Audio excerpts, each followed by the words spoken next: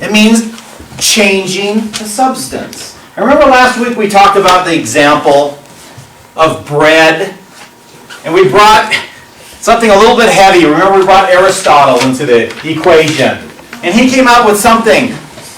Everything has these two components in making something what it is. Do you remember what those components are? Accidents and substance.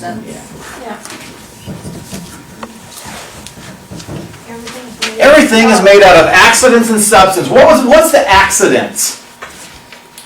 I know it's a weird word, but The wood. the wood.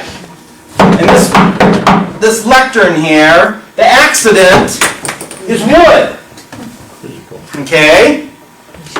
In general terms, what is the accident? The physical object in matter. The physical part. What is the substance? Lectern. It's the invisible part that makes it what it is. It'd be the use then, wouldn't it? What's that? Be the use? So yeah, what its function is. Okay? So in this case here, the accident is the wood. The substance, you can't see it, but the substance, what makes this is a lectern. Okay? Let's go to the bread. What is the accident of bread?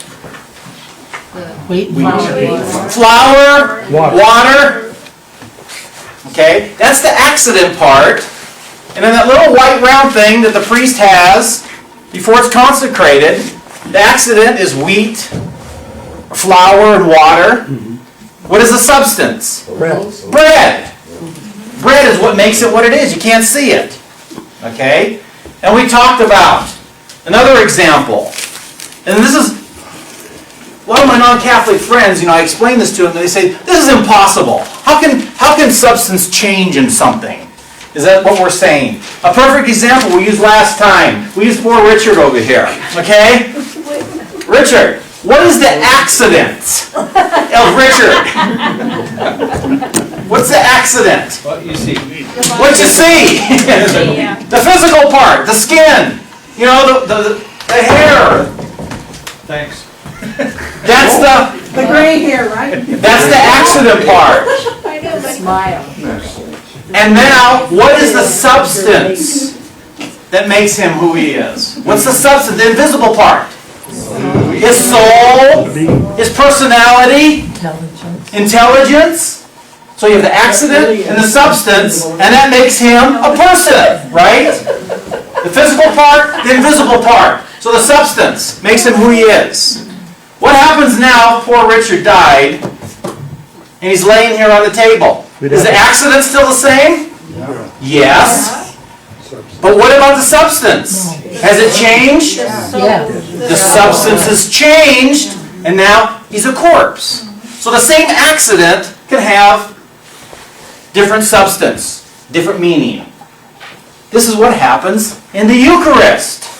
The substance is changed. When the priest walks, when the people bring up the gifts, they usually have ciborium with these unconsecrated round things, right? What's the accident? The bread. The wheat. The wheat and the water. What is the substance of the little round thing? The bread. Bread. So that's what's brought up to the altar. Then the priest says the Eucharistic prayer. And we call it the consecration, right? And that's when we say transubstantiation occurs. The substance now changes in that white thing. So after the consecration, what is the accident? Wheat, water. What is the substance? Christ. That's what we believe in the Eucharist. The substance changed in that little white thing, the host. The accident stays the same. When you understand that, that's why we can ingest it. It tastes like bread, right? Because the accident's bread, wheat and water. But the invisible part that makes it what it is, that's what changes. And that's the substance. And that's what the body and blood, soul, and divinity of Christ. I bet they still don't understand it when you tell them that, do they?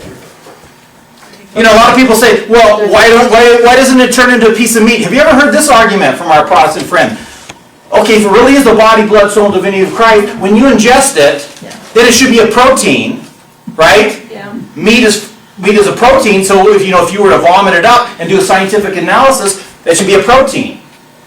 They don't understand the accident stays the same, but it's the substance, invisible part that changes. If they ask you that question, just say, well, break it down to a basic form, protons and neutrons, and they're all the same. The thing is they might not understand it when you explain it, but if they go back and read the Gospels and the Acts and really read it with that in mind, then it might make sense. But this is what the Catholic Church believes. That's why we have the word transubstantiation, changing the substance. That's why bread tastes like bread. I read an interesting thing. They said that, it's interesting, our bodies can take in vegetables and fruits and turn it into flesh and blood. God who created the universe has trouble changing the host into his body and blood? Not a chance. Yeah, so we leave that up to God. Okay, I just wanted to hit you with that again, because I know it's a little bit deeper, but when you understand that, hopefully it makes a little more sense. Then also last week in the review of all 5 paragraphs, Julie, we also talked about some other thing. Remember, if anyone ever asked you, where in the Bible is the Mass? What verse do we go to? Where's the Mass in the Bible? Acts chapter 2, verse 42. What is that verse? To the teaching of the apostles, and to the communal life, to the breaking of the bread, and to the prayers. Remember the 4 components? To the teaching of the apostles. The apostles taught oral tradition, what Christ taught them, and they also read Scripture. What Scripture did they read back then? Old Testament. The Old Testament. Why didn't they read the New Testament? Wasn't written yet. It wasn't in existence. Community. They gathered together as community. They didn't do this individually. To the biggie. The breaking of the bread. What does that mean? They celebrated the Eucharist. Whenever the New Testament used the term breaking of bread, it refers to celebrating the Eucharist. And to prayer. Okay. So the early church already had a worship practice going on. And we posed this question last time. Who has the authority to change the worship practice that was established in the early church? God. Okay. God. He's the only one who can change it. Has God changed it in 2,000 years? No. Not that I know of. I haven't heard of God changing it, saying, thou shalt now worship this way. And the reason why I bring it up is when we look out in Christianity, just about every denomination has its own worship practice. And the question I just like to pose is, who gives the people the right now to change the worship practice that was established? No one. So, okay. Then we started on page 5. The second paragraph on page 5. Isn't that something? We started with sentence 1 last time. Outside so we can make some progress. Yeah. Julie's not here, we make blazing progress. But on second paragraph on page 5, we read the first sentence. It says, while on earth Jesus was the ultimate authority. Okay? And the reason why right now we're going to authority, why is it important that now we start talking about authority? We identified all these ingredients. Remember our story? We're going to identify ingredients that belong to Christ's true church.